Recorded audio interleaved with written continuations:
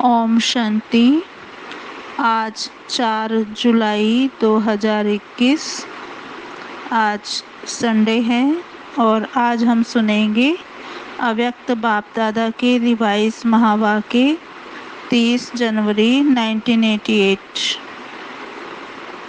जैसे कि हमने लास्ट संडे मुरली सुनी थी कि ब्रह्मा बाबा ने अपने जीवन में कौन कौन सी विशेषताओं को यूज़ किया, तो बाबा ने सबसे पहले अपने जीवन में समर्पणता को अपनाया। और आज हम सुनेंगे बाबा ने जो दूसरा कदम उठाया, हिम्मत का दूसरा कदम, वो है सहनशीलता। तो बाबा ने कैसे अपनी लाइफ में हर कदम में सहनशीलता को अपनाया और इसको ध्यान से सुनेंगे और इससे हमें बहुत कुछ सीखने को मिलेगा। तो अभी सुनते हैं मुरली विस्तार से। आज ऑलमाइटी अथॉरिटी बाप अपनी श्रेष्ठ रचना को देख रहे हैं ना। परमात्मा अपनी पहली रचना को देख रहे हैं। श्रेष्ठ रचना है भगवान की। तो पहली रचना ब्राह्मणों की रचना है। उसकी पहली रचना में भी पहला नंबर ब्रह्मा को ही कहेंगे। पहली रचना का पहला नंबर होने के कारण ब्रह्मा को आदि देव कहा जाता है। इसी नाम से इस आबू पर्वत पर भी यादगार भी आदि देव नाम से ही है ना। ब्रह्मा बाबा को सृष्टि का रचयिता कहा जाता है, माना आदि देव के नाम से याद किया जाता है। और आबू पर्वत पर, माउंट आबू में भी आदि देव का मंदिर भी है। आदि देव अर्थात आदि रचता भी कहा जाता है और साथ साथ आदि देव अर्थात नई सृष्टि के आदि का पहला नंबर देव है। पहली देवात्मा श्री कृष्ण के रूप में ब्रह्मा ही बनते हैं। इसलिए नई सृष्टि के आदि का आदि देव कहा जाता है। संगम युग में आदि रचना का पहला नंबर अर्थात आदि देव कहो व ब्राह्मण आत्माओं के रचता ब्रह्मा कहो, तो संगम पर और सृष्टि के आदि पर दोनों समय के आदि हैं। संगम भी आदि का समय है और सतयुग भी सृष्टि के आदि का समय है। तो दोनों समय के आदि पर आदि का समय है, इसलिए आदि देव कहा जाता है। आदि प्रजापिता भी कहा जाता है, आदि देव ब्रह्मा भी कहा जाता है और आदि देव भी कहा जाता है। ब्रह्मा ही आदि कर्मातीत फरिश्ता बनता है। नेक्स्ट पैराग्राफ है। बाबा ने कहा ब्रह्मा ही आदि कर्मातीत फरिश्ता बनता है। ब्रह्मा सो फरिश्ता और फरिश्ता सो देवता, तो सब में नंबर 1। अब ऐसा नंबर 1 क्यों बने? किस विधि से नंबर 1 सिद्धि को प्राप्त किया? आप सभी ब्राह्मण आत्माओं को ब्रह्मा को ही फॉलो करना है। क्या फॉलो करना है? इसका पहला कदम समर्पणता, यह तो पहले सुनाया है। पहले कदम में भी सब रूप से समर्पण करके दिखाया। और दूसरा कदम है सहनशीलता। जब समर्पण हुए तो बाप से सर्वश्रेष्ठ वर्षा तो मिला, लेकिन दुनिया वालों से क्या मिला? सबसे ज़्यादा गालियों की वर्षा किस पर हुई? चाहे आप आत्माओं को भी गालियाँ मिली या अत्याचार हुए, लेकिन ज़्यादा क्रोध व गुस्सा ब्रह्मा को ही मिलता रहा। लौकिक जीवन में जो कभी एक अपशब्द भी नहीं सुना, लेकिन ब्रह्मा बना तो अपशब्द सुनने में भी नंबर 1 रहा। सबसे ज़्यादा सर्व के स्नेही जीवन व्यतीत की, लेकिन जितना ही लौकिक जीवन में सर्व के स्नेही रहे, उतना ही अलौकिक जीवन में सर्व के दुश्मन रूप बने। बच्चों के ऊपर अत्याचार हुआ तो स्वतः ही इनडायरेक्ट बाप के ऊपर भी अत्याचार हुए, लेकिन सहनशीलता के गुण से व सहनशीलता की धारणा से मुस्कुराते रहे, कभी मुरझाए नहीं। बाबा ने कहा कि कोई प्रशंसा करे और मुस्कुराए, इसको सहनशीलता नहीं कहते हैं, लेकिन दुश्मन बन क्रोधित हो अपशब्दों की वर्षा करे, ऐसे समय पर भी सदा मुस्कुराते रहना, संकल्प मात्र भी मुरझाने के चिन्ह चेहरे पर ना हो, इसको कहा जाता है सहनशील। दुश्मन आत्मा को भी रहमदिल भावना से देखना, बोलना, संपर्क में आना, इसको कहते हैं सहनशील। स्थापना के कार्य में, सेवा के कार्य में कभी छोटे कभी बड़े तूफान आए। जैसे यादगार शास्त्रों में महावीर हनुमान के लिए दिखाते हैं कि इतना बड़ा पहाड़ भी हथेली पर एक गेंद के समान ले आया। ऐसे ही कितने भी बड़ी पहाड़ समान समस्या हो, तूफान हो, विघ्न हो, लेकिन पहाड़ अर्थात बड़ी बात को छोटा सा खिलौना बनाए, खेल की रीति से सदा पार किया, वह बड़ी भारी बात को सदा हल्का बनाए, स्वयं भी हल्के रहे और दूसरों को भी हल्का बनाया, इसको कहते हैं सहनशीलता। छोटे से पत्थर को पहाड़ नहीं, लेकिन पहाड़ को गेंद बनाया, विस्तार को सार में लाया, ये है सहनशीलता। विघ्नों को, समस्या को अपने मन में व दूसरों के आगे विस्तार करना, अर्थात पहाड़ बनाना है ना। कोई भी विघ्न आते हैं, समस्या आते, तो उसके बारे में अपने मन में सोचते रहना या दूसरों के आगे वर्णन करना, तो बाबा कहते हैं इसको कहते हैं विस्तार करना, अर्थात पहाड़ बनाना। लेकिन ब्रह्मा बाबा विस्तार में ना जाकर नथिंग न्यू के फुल स्टॉप से बिंदी लगाकर बिंदी बनकर आगे बढ़े, इसको कहते हैं विस्तार को सार में लाना। सहनशील श्रेष्ठ आत्मा सदा ज्ञान योग के सार में स्थित हो, ऐसे विस्तार को, समस्या को, विघ्नों को भी सार में ले आती है, जैसे ब्रह्मा बाप ने किया। जैसे लंबा रास्ता पार करने के समय शक्तियाँ समाप्त हो जाती हैं, अर्थात ज़्यादा यूज़ होती हैं, ऐसे बातों का जो विस्तार है वो है लंबा रास्ता पार करना, और सार है शॉर्टकट रास्ता पार करना।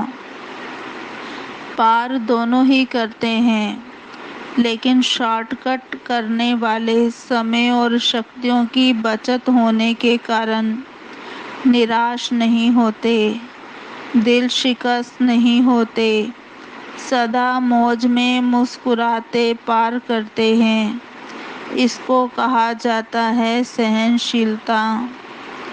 बाबा कहते सहनशीलता की शक्ति वाला कभी घबराएगा नहीं कि क्या ऐसा भी होता है क्या। सदा संपन्न होने के कारण ज्ञान की याद की गहराई में जाएगा। घबराने वाला कभी गहराई में नहीं जा सकता। सार वाला सदा भरपूर होता है, इसलिए भरपूर संपन्न चीज की गहराई होती है। विस्तार वाला खाली होता है, इसलिए खाली चीज सदा उछलती रहती है। तो विस्तार वाला यह क्यों, यह क्या, ऐसा नहीं, वैसा, ऐसा होना चाहिए, ऐसे संकल्पों में भी उछलता रहेगा और वाणी में भी सबके आगे उछलता रहेगा। और जो हद से ज़्यादा उछलता है तो उसका क्या होगा? बाबा कहते वह हाँफता रहेगा। स्वयं भी उछलता है, स्वयं ही हाँफता है और स्वयं ही फिर थकता है। और सहनशील आत्मा इन सब बातों से बच जाते हैं, इसलिए सदा मौज में रहता, उछलता नहीं लेकिन उड़ता है। फिर बाबा ने कहा दूसरा कदम है सहनशीलता। यह ब्रह्मा बाबा ने चल कर के दिखाया। सदा अटल अचल सहज स्वरूप में मौज में रहे, मेहनत से नहीं। इसका अनुभव 14 वर्ष तपस्या करने वाले बच्चों ने भी किया। 14 वर्ष महसूस हुए या कुछ घड़ियां लगी, मौज में रहे या मेहनत लगी। वैसे स्थूल मेहनत का पेपर भी खूब लिया। कहाँ नाज से पलने वाले और कहाँ गोबर के गोले भी बनवाए, मैकेनिक भी बनाया, चप्पल भी सिलवाई, मोची भी बनाया ना, माली भी बनाया। लेकिन मेहनत लगी या मौज लगी, सब कुछ पार किया, लेकिन सदा मौज की जीवन का अनुभव रहा। जो मूझ गए वह भाग गए और जो मौज में रहे वह अनेकों को मौज की जीवन का अनुभव करा रहे हैं। अभी भी अगर वही 14 वर्ष रिपीट करें तो पसंद है ना? अभी तो सेंटर पर अगर थोड़ा सा स्थूल काम भी करना पड़ता है तो सोचते हैं इसलिए संन्यास किया, क्या हम इस काम के लिए हैं? मौज से जीवन जीना, इसको ही ब्राह्मण जीवन कहा जाता है। चाहे स्थूल साधारण काम हो, चाहे हजारों की सभा के बीच स्टेज पर स्पीच करनी हो, दोनों मौज से करें। इसको कहा जाता है मौज की जीवन जीना। मुझे नहीं, हमने तो समझा नहीं था कि सरेंडर होना अर्थात ये सब पार करना होगा। मैं तो टीचर बनकर आई हूँ, स्थूल काम करने के लिए थोड़े ही संन्यास किया है। क्या यही ब्रह्मा कुमारी जीवन होती है? इसको कहते हैं मूझने वाली जीवन। ब्रह्मा कुमारी बनना अर्थात दिल की मौज में रहना, ना कि स्थूल मौजों में रहना। दिल की मौज से किसी भी परिस्थिति में, किसी भी कार्य में मूझने को मौज में बदल देंगे। और दिल के मूझने वाले श्रेष्ठ साधन होते हुए भी, स्पष्ट बात होते हुए भी, सदा स्वयं मूझे हुए होने के कारण स्पष्ट बात को भी मुझा देगा। अच्छे साधन होते हुए भी साधनों से मौज नहीं ले सकेंगे। ये कैसे होगा? ऐसा नहीं, ऐसा होगा। इसमें खुद भी मूझेगा दूसरे को भी मुझा देगा। जैसे कहते हैं ना, सूत मूझा हुआ है तो मुश्किल ही सुधरता है। अच्छी बात में भी मूझेगा तो घबराने वाली बात में भी मूझेगा, क्योंकि वृत्ति मूझी हुई है ना।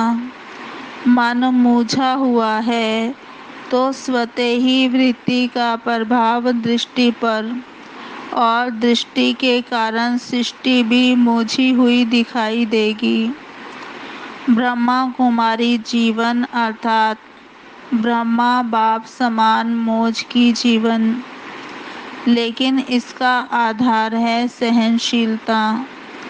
तो सहनशीलता की इतनी विशेषता है, इसी विशेषता के कारण ब्रह्मा बाप सदा अटल अचल रहे। बाबा ने 2 प्रकार की सहनशीलता के पेपर सुनाए। पहला पेपर, लोगों द्वारा अपशब्द व अत्याचार। दूसरा, यज्ञ की स्थापना में भिन्न भिन्न आए हुए विघ्न। और तीसरा, कई ब्राह्मण बच्चों द्वारा भी ट्रेटर होना व छोटी मोटी बातों में असंतुष्टता का सामना करना। लेकिन इसमें भी सदा असंतुष्ट को संतुष्ट करने की भावना से, परवश समझ सदा कल्याण की भावना से, सहनशीलता की साइलेंस पावर से हर एक को आगे बढ़ाया। सामना करने वाले को भी मधुरता और शुभ भावना, शुभ कामना से सहनशीलता का पाठ पढ़ाया। जो आज सामना करता और कल क्षमा मांगता, उनके मुख से यही बोल निकलते, बाबा तो बाबा है। इसको कहा जाता है सहनशीलता द्वारा फेल को भी पास बनाए विघ्न को पास करना। तो सुना दूसरा कदम, किस लिए? कदम पर कदम रखो। इसको कहा जाता है फॉलो फादर, अर्थात बाप समान बनना। बनना है या सिर्फ दूर से देखना है? बहादुर होना। पंजाब महाराष्ट्र दोनों ही बहादुर हो। सब बहादुर हैं। देश विदेश के सभी अपने को महावीर कहते हैं। किसी को भी प्यादा कहा तो मानेगा? इससे सिद्ध है कि सभी अपने को महावीर समझते हैं। महावीर अर्थात बाप समान बनना। समझा? अच्छा, देश विदेश के सर्व बाप समान सदा बुद्धि से समर्पित आत्माओं को सदा हर परिस्थिति में हर व्यक्ति से सहनशील बनकर हर बड़ी बात को छोटा कर सहज पार करने वाले, सदा विस्तार को सार रूप में लाने वाले, सदा ब्राह्मण जीवन मौज की जीने वाले, ऐसे बाप समान बनने वाले महावीर श्रेष्ठ आत्माओं को बाप दादा का समान भव की स्नेह संपन्न याद प्यार और नमस्ते। हम रूहानी बच्चों की रूहानी बाप दादा को याद प्यार गुड मॉर्निंग, नमस्ते नमस्ते नमस्ते। सदा रहेंगे हंसते, बनेंगे फरिश्ते, चलेंगे परम धाम के सीधे रास्ते। अब बाबा की पार्टियों से मुलाकात है और उसमें भी विशेष पहले बाबा कुमारों से मिल रहे हैं। तो बाबा ने कहा कुमारों की विशेषता क्या है? कुमार जीवन श्रेष्ठ जीवन है, क्योंकि पवित्र जीवन है। और जहाँ पवित्रता है वहाँ महानता है। कुमार अर्थात शक्तिशाली। जो संकल्प करे वह कर सकते हैं। कुमार अर्थात सदा बंधन मुक्त बनने और बनाने वाले। ऐसी विशेषताएं हैं ना, जो संकल्प करो वही कर्म में ला सकते हो। स्वयं भी पवित्र रहे, औरों को भी पवित्र रहने का महत्व बता सकते हो। ऐसी सेवा के निमित्त बन सकते हो जो दुनिया वाले असंभव समझते हैं। वह ब्रह्मा कुमार चैलेंज करते हैं तो हमारे जैसा पावन कोई हो नहीं सकता। क्यों? क्योंकि बनाने वाला सर्वशक्तिमान है। दुनिया वाले कितना भी प्रयत्न करते हैं लेकिन आप जैसे पावन बन नहीं सकते। आप सहज ही पावन बन गए। सहज लगता है ना? या दुनिया वाले जैसे कहते हैं कि ये अननेचुरल है, ऐसा लगता है। बाबा कहते कुमारों की परिभाषा ही है चैलेंज करने वाले, परिवर्तन कर दिखाने वाले, असंभव को संभव करने वाले। दुनिया वाले अपने साथियों को संग के दोष में ले जाते हैं और आप बाप के संग में ले आते हो। उन्हें अपना संग नहीं लगाते, बाप के संग का रंग लगाते हो, बाप समान बनाते हो। ऐसे होना अच्छा। दूसरा, कुमार अर्थात सदा अचल अडोल। कैसी भी परिस्थिति आ जाए लेकिन डगमग होने वाले नहीं, क्योंकि आपका साथी स्वयं बाप है। जहाँ बाप है वहाँ सदा ही अचल अडोल होंगे। जहाँ सर्वशक्तिमान होगा वहाँ सर्व शक्तियाँ होंगी। सर्व शक्तियों के आगे माया कुछ भी कर नहीं सकती। लेकिन कुमार जीवन अर्थात सदा एक रस स्थिति वाले, हलचल में आने वाले नहीं। जो हलचल में आता है वह अविनाशी राज्य भाग्य भी नहीं पा सकता।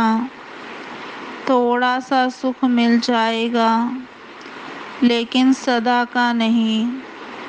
इसलिए कुमार जीवन अर्थात सदा अचल एक रस स्थिति में स्थित रहने वाले।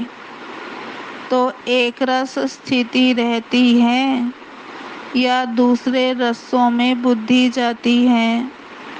सब रस एक बाप द्वारा अनुभव करने वाले। इसको कहते हैं एक रस अर्थात अचल अडोल। सदा एक रस स्थिति वाला बच्चा ही बाप को प्यारा लगता है। तो सदा यही याद रखना कि हम अचल अडोल आत्माएं एक रस स्थिति में रहने वाली हैं। अब बाबा मिल रहे हैं माताओं से।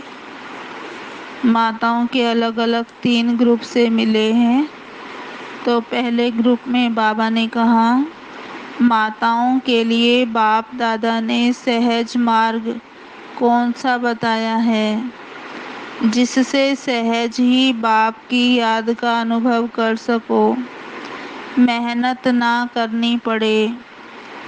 याद को ही सहज बनाने का साधन क्या है? दिल से कहो मेरा बाबा। जहाँ मेरा कहते हो वहाँ सहज याद आती है। सारे दिन में जो मेरा है वही याद आता है ना। कोई भी मेरा हो, चाहे व्यक्ति चाहे वस्तु, जहाँ मेरापन होगा वही याद आएगा।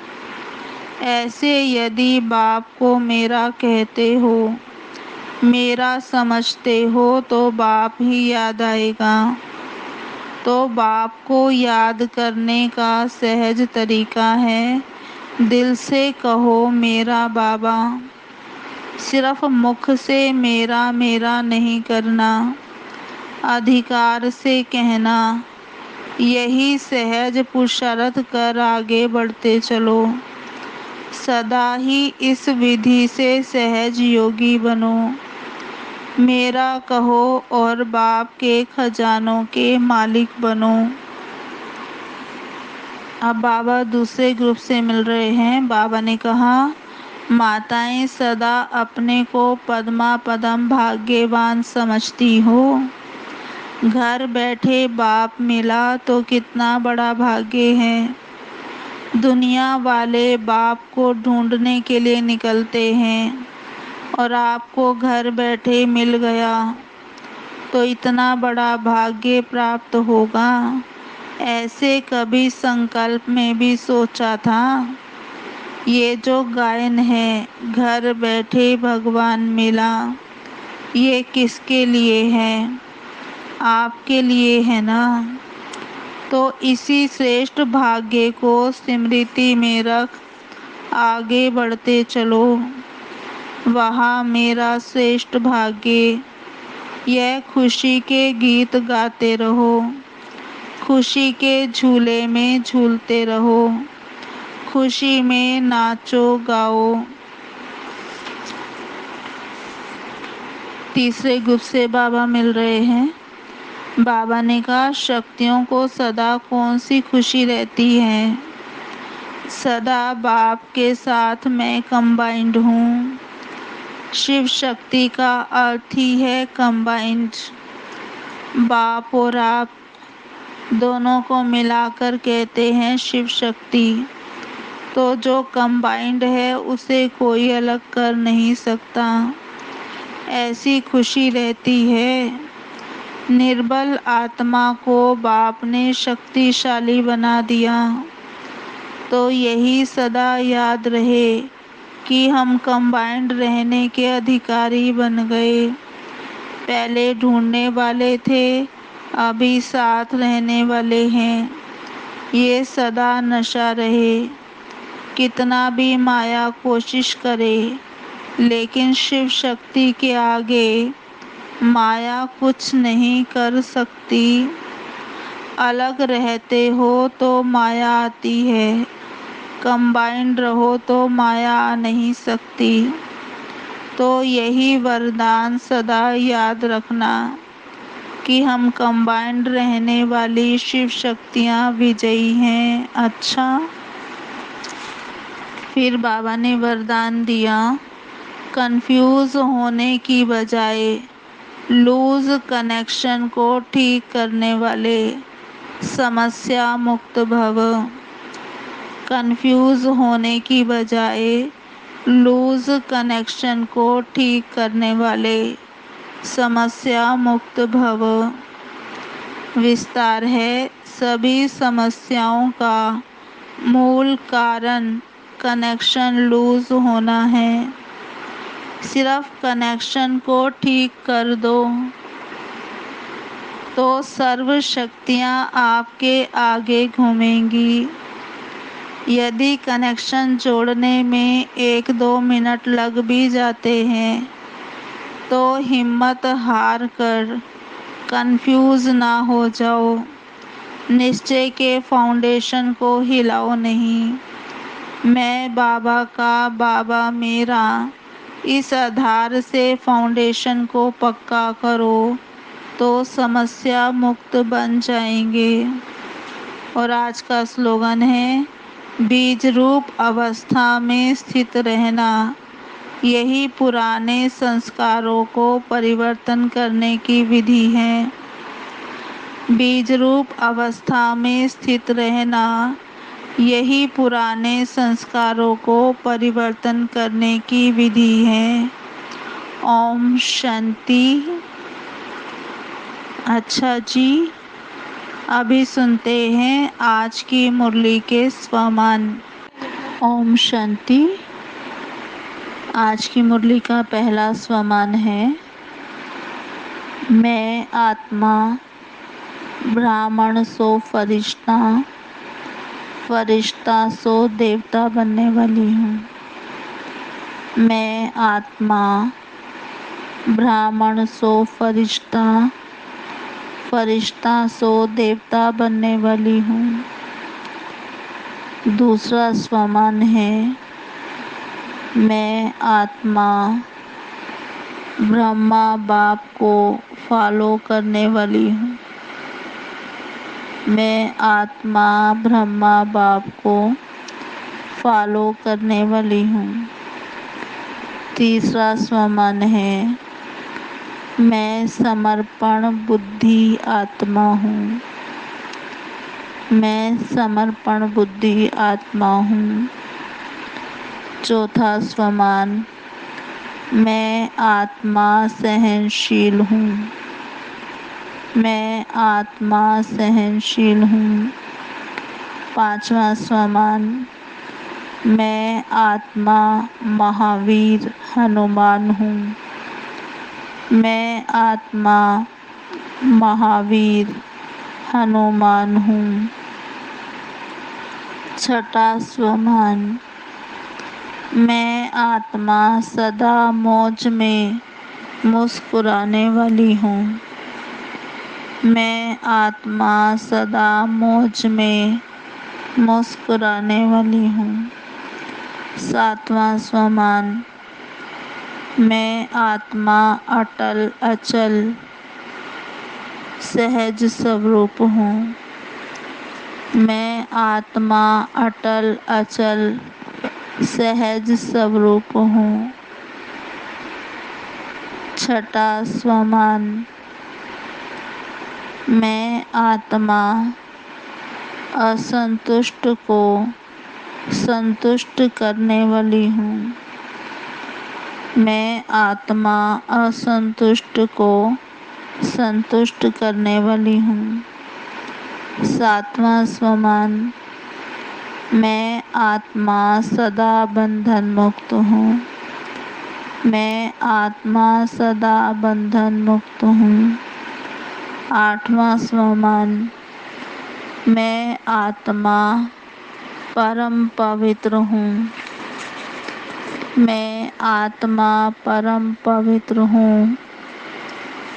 नौवां स्वमान, मैं आत्मा पद्मा पदम भाग्यवान हूँ। मैं आत्मा पद्मा पदम भाग्यवान हूँ।